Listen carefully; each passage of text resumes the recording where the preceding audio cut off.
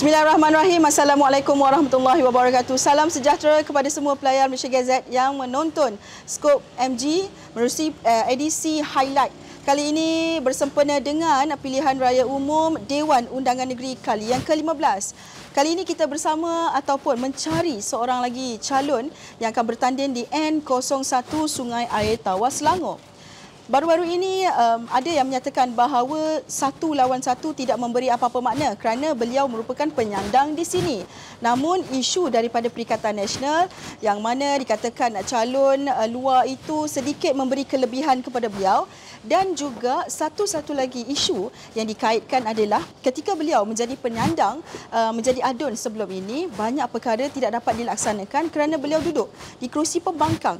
Bagaimana sekiranya menang, apakah segala yang diimpikan sebelum ini mampu direalisasikan atau sebenarnya ini hanya cakap-cakap kosong? Kita akan mencari. Sebenarnya kita sudah pun berada di pusat khidmat ataupun di command center Barisan Nasional di Dun Sungai Air Tawar ini. Kita akan mencari Datuk Rizab Ismail.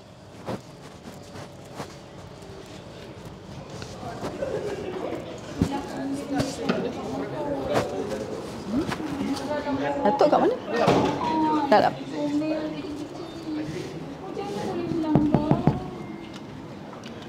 Assalamualaikum, Tok. Ya, Papa. Baik, Tok sihat? Sihat, Alhamdulillah. Tok, sorry Tok, kita terjah sikit. Oh, ya? Kat mana boleh interview sikit, Tok? Ha? Ikut je saya. Ikut je? Ada Okey. terjah ya? Ada, tapi kita... Sekejap. Baru sampai dah kena terjah. Kita cari, Datuk, di mana kita mohon sikitlah Ya. untuk klikkan sini. Tok, atas sikit, Tok. Atas sikit ya. Letak sini. Okey. Baik, sebelum tu kita minta maaflah kalau terpaksa datang ke command center ni nak cari dengan Datuk, sebab ada banyak isu yang dikaitkan di N01 Dun Sungai Air Tawar ini. Katanya BN dah macam selesa sangat, tak buat kerja, tak turun kempen. Itu yang kita dengar. Dan juga Ada isu macam tu pula. jadi kita nak dengar di saat-saat akhir ni, kita lihat bagaimana perkara itu mungkin ada jawapan sendiri daripada Datuk, ataupun itu hanya sentimen lawan yang sudah terpalit dengan isu calon luar sebelum ni. Jadi sebelum itu, Datuk, kita nak tanya persiapan kempen untuk saat-saat akhir ni bagaimana?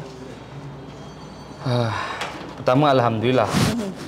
Bukan saya tak turun kempen. Memang saya hari-hari kempen daripada saya menang. PRU ke-14 sampailah hari ini.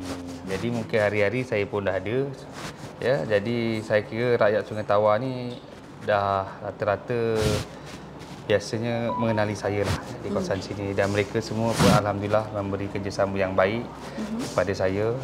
Mungkin kerana salah satunya pun saya anak jati sini, ya, kelahiran sini, membesar di sini, bekerja di sini, dan insya-Allah selamanya di sini.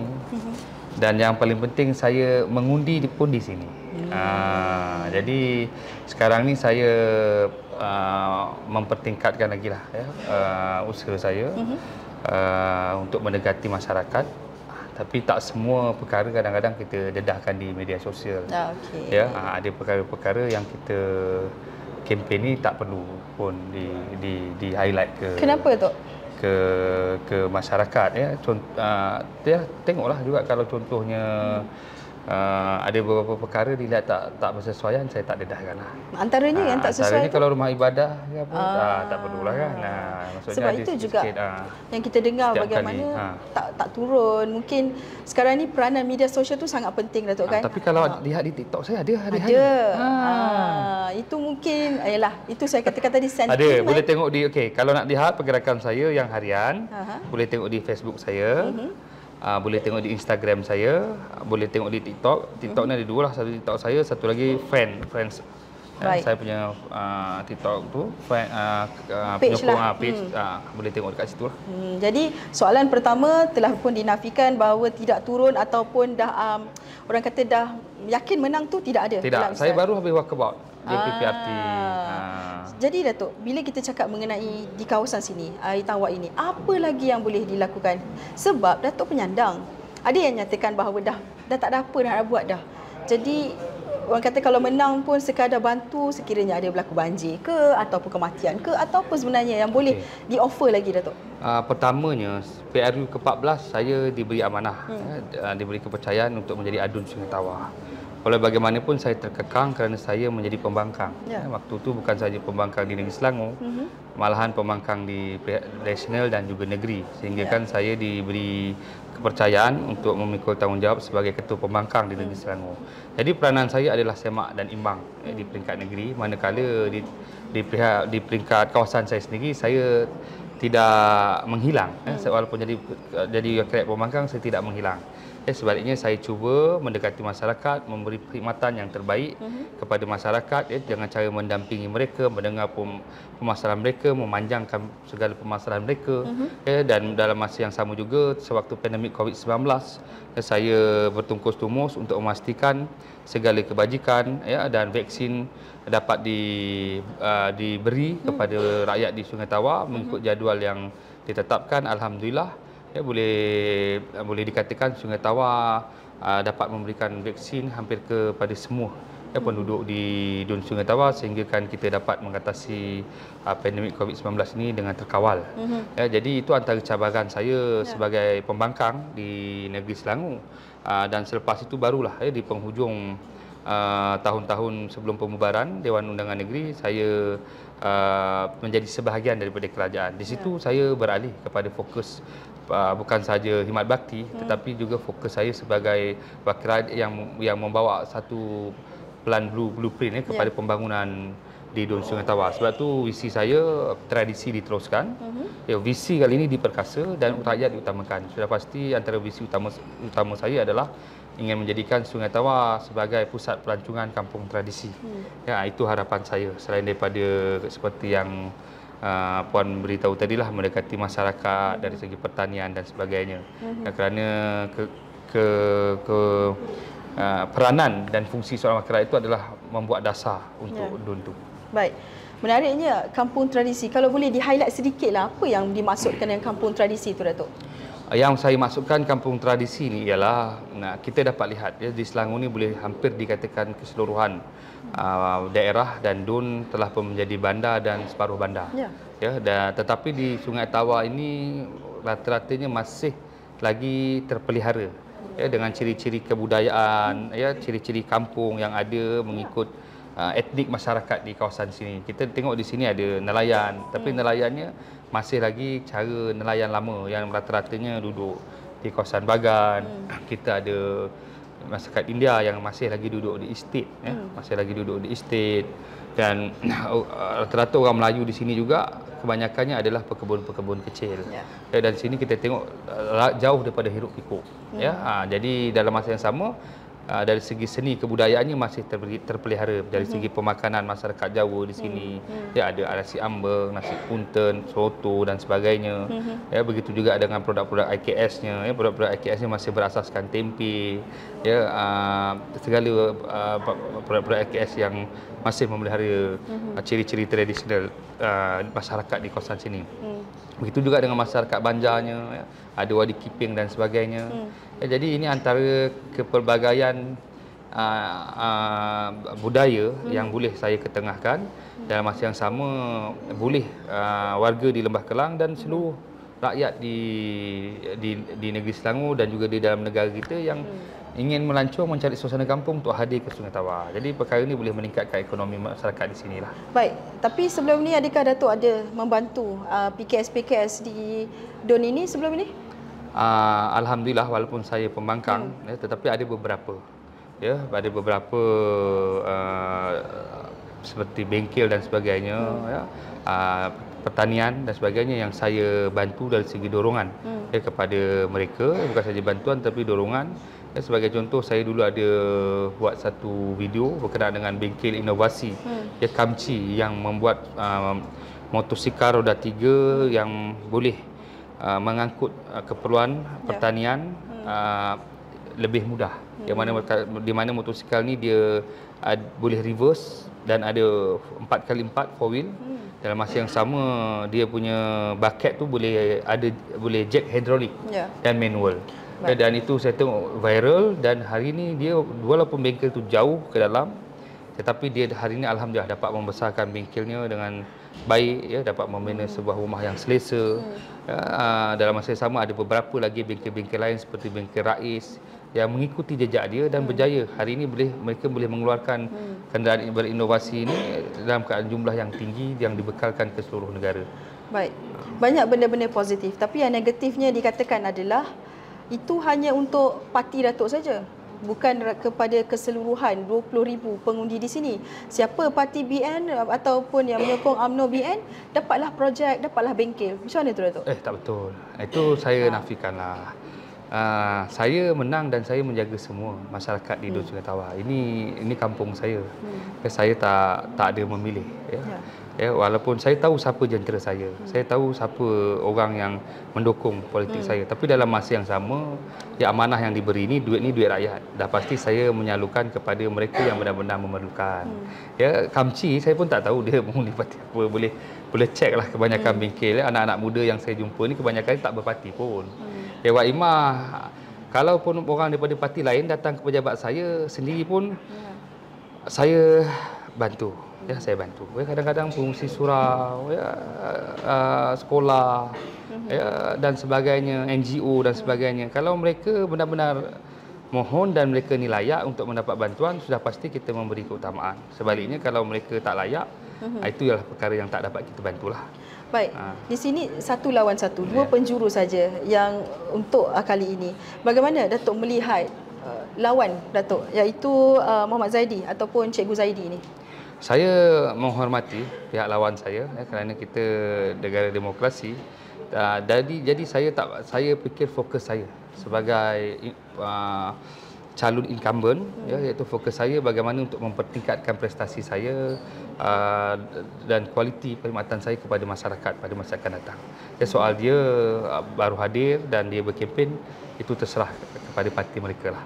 Tapi yang penting diri saya dengan jentera saya hari ini perlu diperkuatkan dan perlu diberi penjelasan kepada rakyat di sini yang saya ini anak tempatan.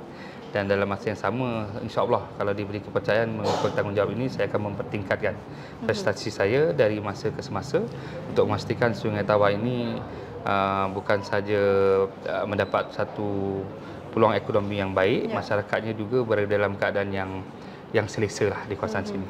Maknanya di sini Datuk nak katakan bila menang tetapi duduk di dalam pembangkang itu sukar nak bantu. Kerja kena buat juga kan jadi ADO ni, tapi sekarang ni kalau menang bersama-sama dengan kerajaan negeri kalau menang secara keseluruhan, dan sekarang kita tengok kerajaan persekutuan juga, kerajaan perpaduan, ini lagi orang kata menyenangkan ataupun tidak sukar untuk memberi bantuan, lebih banyak lagi dapat disalurkan? Ya, memang sudah pasti kalau kita menjadi ADUN pembangkang, kita memang terhad dari segi bidang kuasa.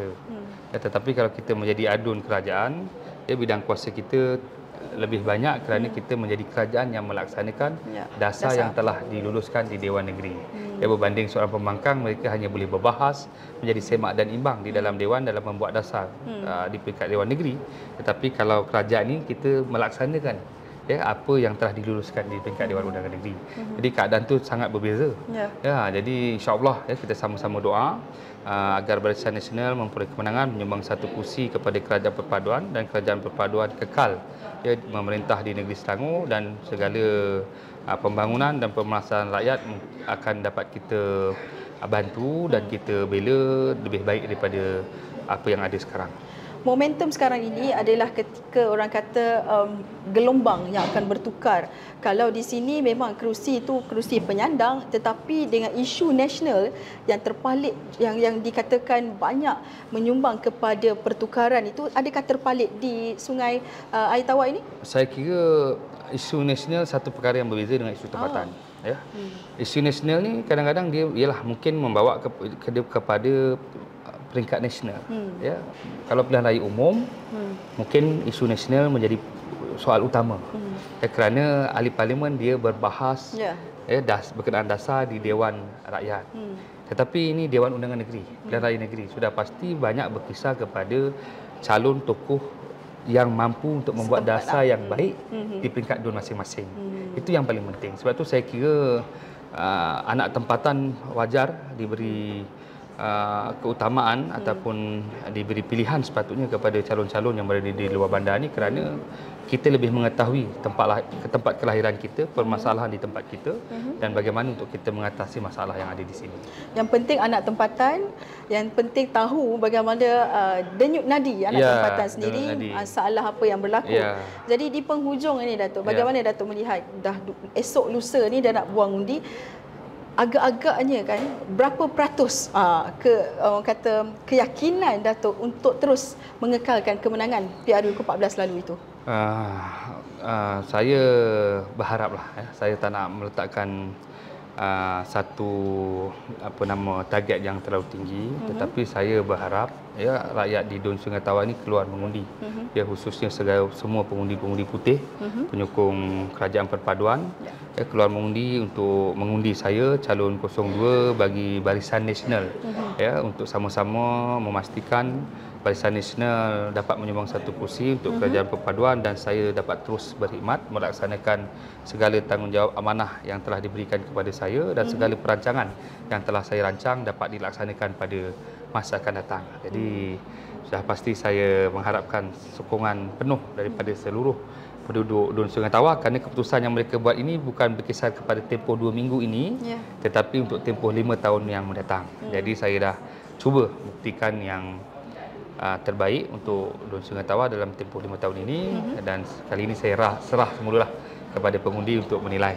Di salam sayang daripada saya, dan saya mohon maaf juga kalau ada salah dan silap. Al-maklum saya manusia biasa, sudah pasti tak lari daripada salah dan silap. Yang baik itu datangnya daripada saya, datang daripada Allah SWT, kekurangan itu datangnya daripada saya.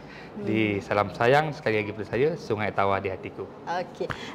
Baik, tadi Datuk ada nyatakan mengenai Banjar dan Jawa dan sebagainya. Saya nak bagi kesempatan kepada Datuk untuk menyeru kepada pengundi-pengundi Datuk. Sebahagian daripada 20,000 ini, mungkin mereka ini daripada Banjar dan Jawa. Cuba Datuk cakap sikitlah bahasa Jawa ataupun Banjar kepada mereka untuk mengundi Datuk. Silakan. Assalamualaikum. Ayuhak, aku anak tempatan. Marilah keluar mengundi. Itu Banjar. Banjar. Okay. Kalau Jawa kabare jaru ngapura aco lali ngundi aku anak tempatan. Salam sayang Sungai Tawar di hatiku. Nombor 02. Baik, sebelum kita berakhir, saya ada satu lagi segmen pantas. Soalan pantas. Saya berikan 5 penyataan, Datuk jawab 1 perkataan. Okey, contohnya saya katakan Malaysia, Datuk katakan cantik. Contoh Okey, mari kita mulakan dengan soalan dia. Yang pertama, Sungai Air Tawar. 1 perkataan saja. Sungai Tawar di hatiku. Di hatiku. Okey. Yang kedua, Muhammad Zaidi selamat. 1 perkataan. Oh, Muhammad Zaidi selamat. Selamat. Okey, selamat. Baik, yang ketiga, UMNO. Relevan. Okey, relevan. Baik. Yang keempat, Rizam Ismail. Datuk Rizam Ismail. Anak cikgu. Anak cikgu. Dan yang kelima sekali adalah PRN Selangor.